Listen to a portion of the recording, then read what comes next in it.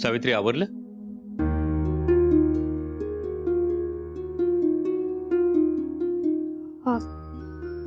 वय आवरलंय,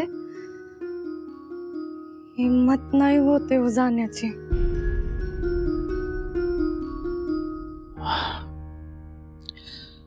सावित्री, जेव्हा तुझी हिंमत हरल ना, तेव्हा काल शाळेत आलेल्या चिमुरड्यांना आठव, त्याच्या चेहऱ्यावरचा आनंद आठव. बघ, तुझी वेदना निघून जाईल. जेव्हा तुला भीती वाटेल ना, तेव्हा फळ्यावर उमटलेली खडूची रेघ आठव, तुझी भीती निघून जाईल. जेव्हा तुला धैर्य संपल्यासारखं वाटेल, तेव्हा लाखो बायकांचा सरणावर जातानाचा टाहो आठव. तुझ्या अंगावर येणाऱ्या दगडांनी जर तू पाऊल मागे घेणार असशील ना, तर विद्येविना मती गेली, मती विना नीती गेली, नीती विना गती गेली, गती विना वित्त गेले, वित्ता विना शूद्र खचले, इतके सारे अनर्थ एका अविद्येने केले. हे शब्द आठव. स्त्री शिक्षणाचं महत्व जाण. सावित्री, बायकांना कातडी सारखी चिकटलेली गुलामी ध्यानात घे.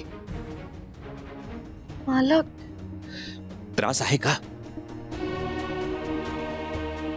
आहे, नक्कीच आहे सावित्री. पण एक गोष्ट ध्यानात ठेव,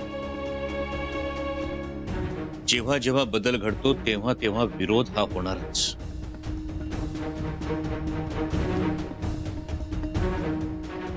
पण स्त्री स्वातंत्र्याचं अमृत पाहिजे असेल तर हे अपमानाचं हलाहल कुणाला तरी प्यावंच लागणार, पचवावंच लागणार. सावित्री, जर आज तू माघार घेतलीस तर हा तुझा माझा नाही,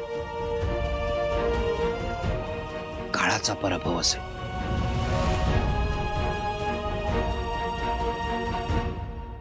सावित्री, मला कळतंय, कालच्या प्रसंगानंतर घराबाहेर पाऊल टाकणं सोपं नाही, पण टाकावं लागेल. सावित्री, जर तू आत्ता थांबली ना, तर राष्ट्र थांबल, स्त्रीचं उत्थान थांबल. हा क्षण, ही वेळ पुन्हा येणार नाही.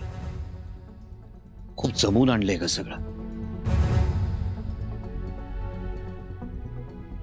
पण मालक, ते शेणाचे गोळे आणि सावित्री, तुझ्या अंगावर जसे शेणाचे गोळे आलेत ना, तसे तुझ्या वर्गात मातीचे गोळे आलेत. त्यांना आकार दे, त्यांना घडव, त्यांना शिकव. हे बघ, तुला विरोध करणाऱ्यांना हे माहित नाही की शाळेत येणाऱ्या मुलींपैकी काही मुली ब्राह्मणांच्या सुद्धा आहेत.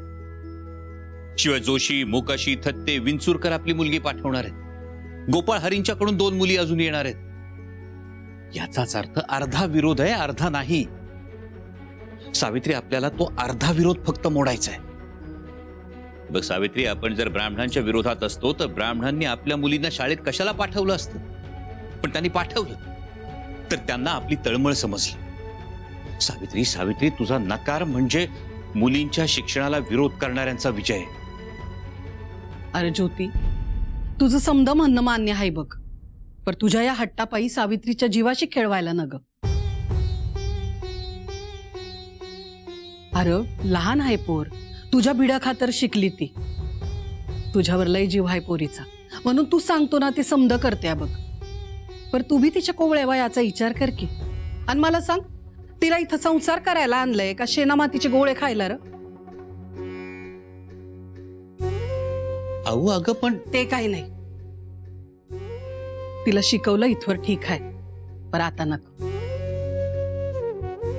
अरे पोरगी एकटी दुकटी बाहेर जातीया, अपघात कुठून आलेला दगड तिला लागला आणि पोर जायबंदी झाली तर कोणी निस्तरायचं? ते काही नाही बाबा, तुला जे पाहिजे ते तू कर, पर उगा तिची फरफट करू नगस.